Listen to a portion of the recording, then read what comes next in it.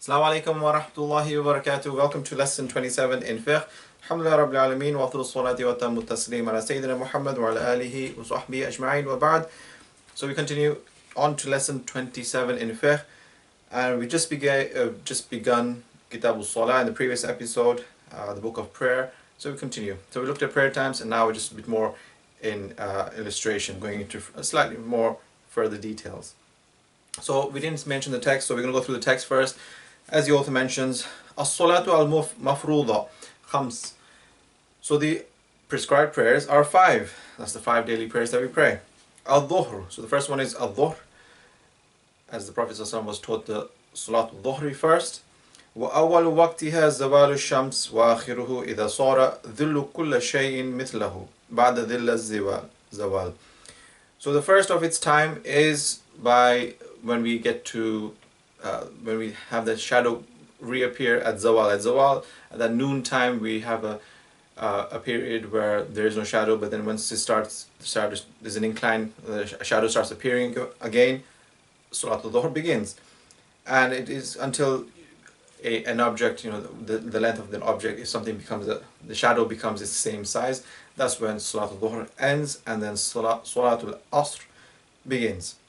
So the mid-afternoon prayer, wal-Asru, wa-awwalu waqtiha az-ziyada ala dhil al-mithl. So the Salat al-Asr is, the beginning is from that piece of object. If its shadow is same size, goes just a bit more, okay, the shadow increases, that's when Salat al-Asr starts. And wa-akhiru fil ikhtiyar, and its end, and again it says in ikhtiyar, so that's when we come to these definitions.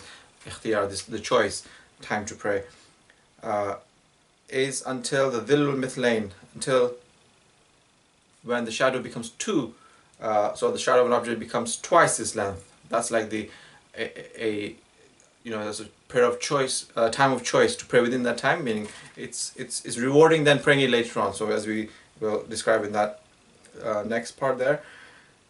Wafil jawazi, and then there's another area, jawaz, this is a permissible time to pray in, so you can pray until ghurub al-shams, because that's when Salat al-Maghrib begins, the sunset prayer, which is at the setting of the sun. Wal maghribu, and that's the next salah, wa waqtuha wahid, and it's mentioning that Salat al-Maghrib, its time is 1. Now in the stronger opinion, it has many times, as I will explain. But Salat al-Maghrib is said to have 1 because Jibreel alayhi salam, when he came to visit the Prophet ﷺ to teach him the prayer times, the beginning, so the first day he came to the Prophet ﷺ, he prayed at the beginning of each of their times, so the Prophet ﷺ was aware of that. The second day he prayed at the end of each time, so the Prophet ﷺ was aware of the end time. So then we know there's a time range for each prayer, and we should be praying and performing salah in its time.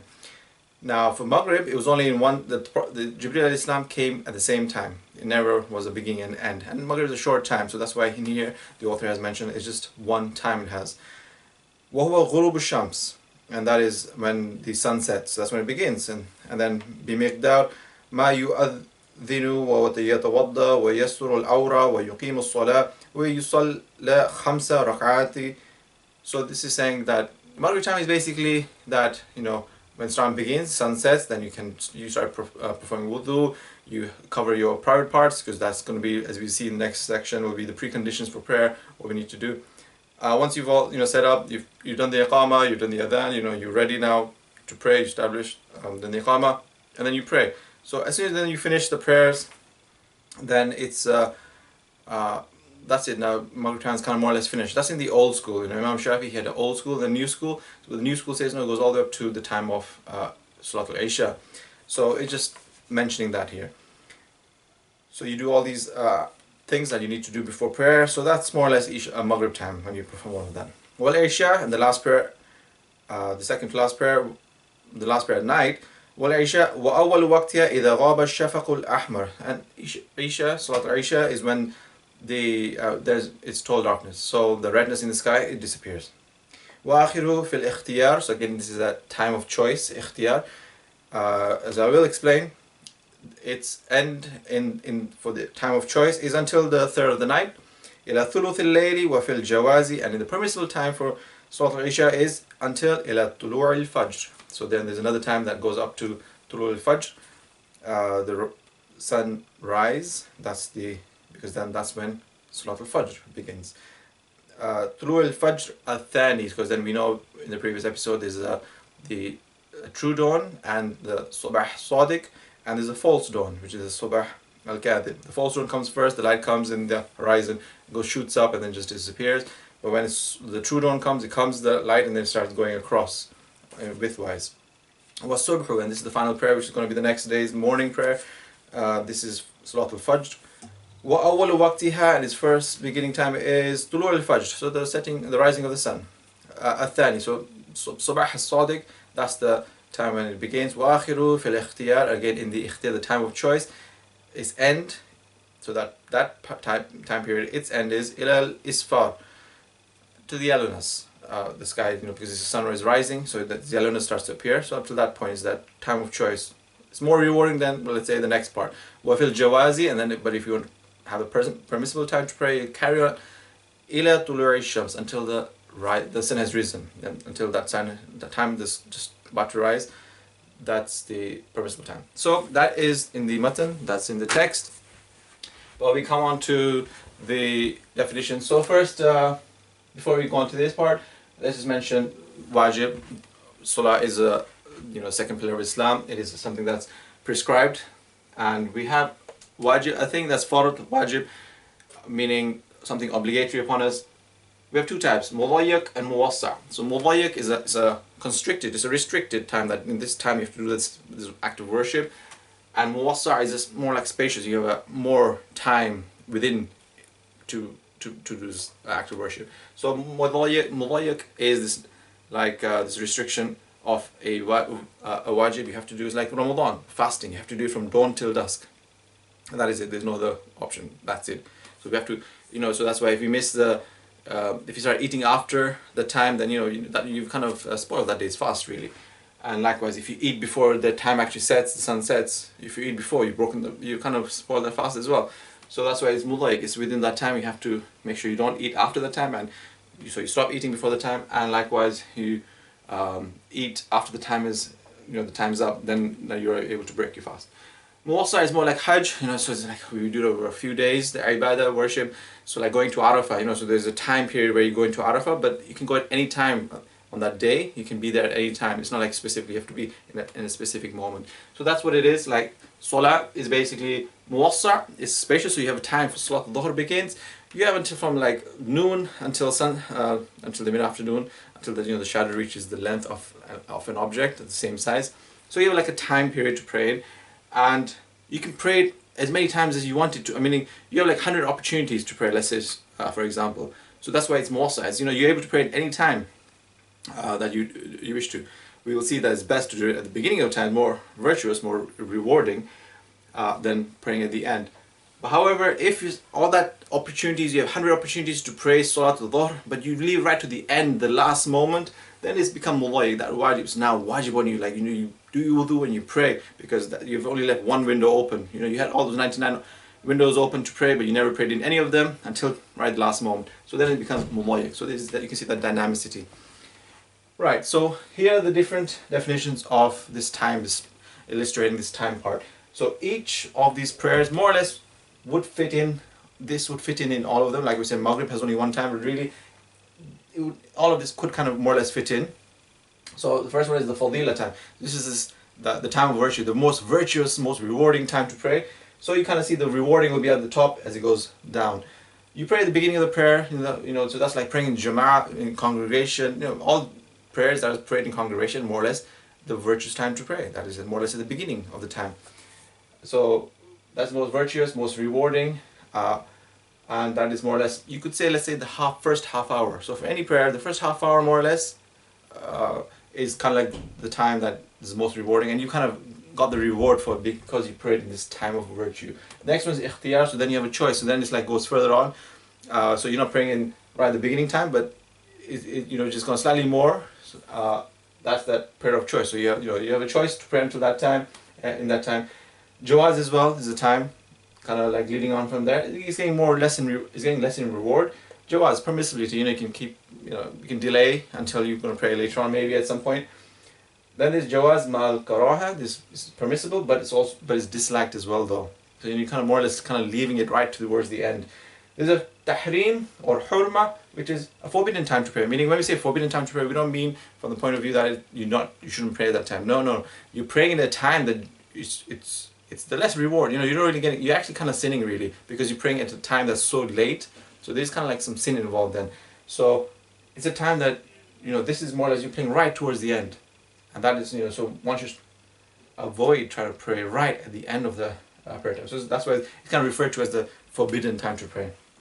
Darura is necessity. This is generally related to, for menstruating women, like when they suddenly become pure right at the last moment, and there's enough for that time period, they become pure, and it's just the takbiratul ihram, when we say Allahu Akbar, left. So is that necessity time. So they would make up that prayer because they became pure in that time.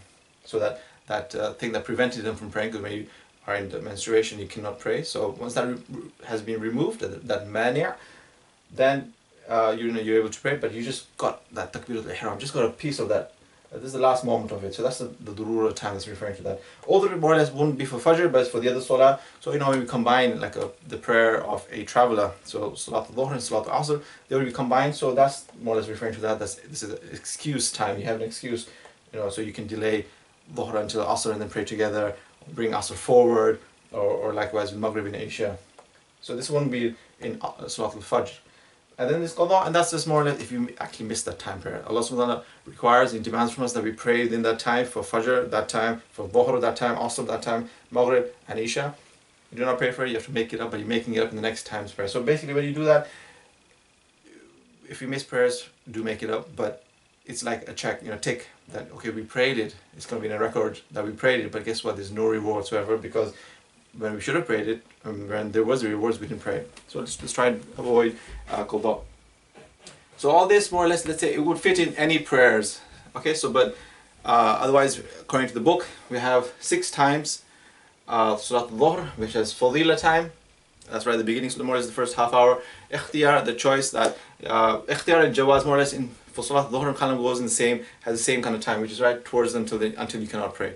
Which is, so you have the whole time until Asr, just about that more or less Ikhtiyar and Jawaz comes in. Tahrim, right again. Tahrim and is right at the end, so it's that forbidden time, right? You bring right. There's only enough time just to do wudu and pray salah. That's it. Darura, again, so if someone became pure right at the end moment for that, so that's referring to that. And Udhr, because it's you can combine this with Asr, so referring to that.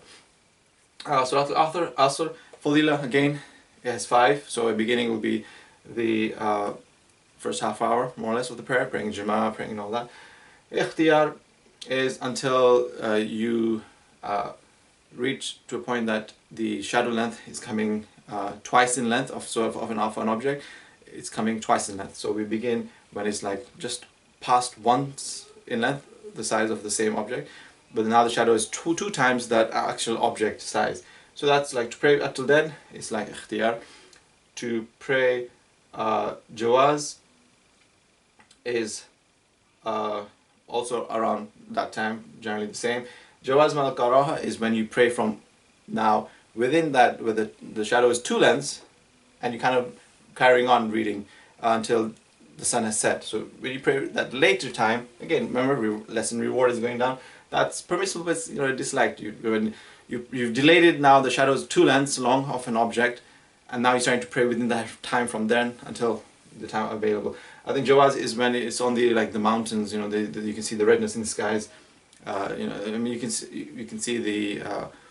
This is more or less the Jawaz Malkara might be with the redness in the skies, and Jawaz here is permissible until the sun is going towards setting, so the mountains are starting to have the yellowness in the sky as well, and redness in the sky is starting to appear. Tahrim, again, right at the end. That's the forbidden time to pray, because you're reading right at the end. Maghrib has that one time, like I said, but however, more or less you can put all of this in. So Maghrib, it is a short time between Maghrib and Isha, so just that has that one time. As for Isha, again, and the whole of these can go into that time. The Fadila time would be right at the beginning, the Hurma or the Tahrim time would be right at the end, but generally here it's just 2, as a more like overview. Ikhtiyar time, so this until when darkness sets in, Maghrib's finished, time's finished, and it's up to the 3rd of the night. That's Ikhtiyar.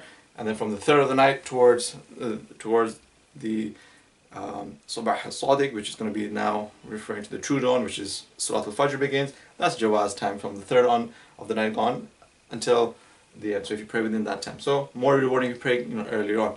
The Prophet ﷺ would dislike us sleeping before Isha, because then you tend to miss it, or eating after Isha. Now it depends where you live in the world, and in the winter time Isha can be really early, so to not eat after that, in a way it's not, normally it's like 5 o'clock, so you would normally eat after that. But when it comes to like normally in the summertime or just before, like it's quite late, and then you're going to eat after that. So when you eat after that, it's like people then tend to miss the Fajr. So main thing is, if they will miss the Fajr, it becomes haram then, but otherwise it's kind of a disliked thing, to sleep early and wake up early. That's kind of like the sunnah of the Prophet sallallahu alaihi wasallam. So that's Isha, just the 2 times. And Fajr, we have Fadila time right at the beginning, first half hour, when Subah Sadiq has begun. We have the Ikhtiyar time, when we are reading up till the point where, it's still dark around. We're not talking about electricity, but just generally it's dark around. You can't really see, it's quite dark that you're not able to make out things. Once you start being able to make out things, people's faces and stuff, then you're going into the Jawaz time. So that's when that time is beginning. And then this is again to the yellowness in sky starting to appear, because it's going to be morning now. The sun is rising. And Jawaz mal karaha is when it's even the redness in the sky is trying to come. So the sun is really rising. And Tahrim again right at the end. It's at the end time of that prayer. So that is kind of like prayer times illustrated. The main point is, the more early you pray each salah in its time, when this time period begins, is more rewarding, more virtuous, and rather than leaving it later on. Wa sallallahu alayhi wa sallam wa ala alihi wa sahbihi wa sallam.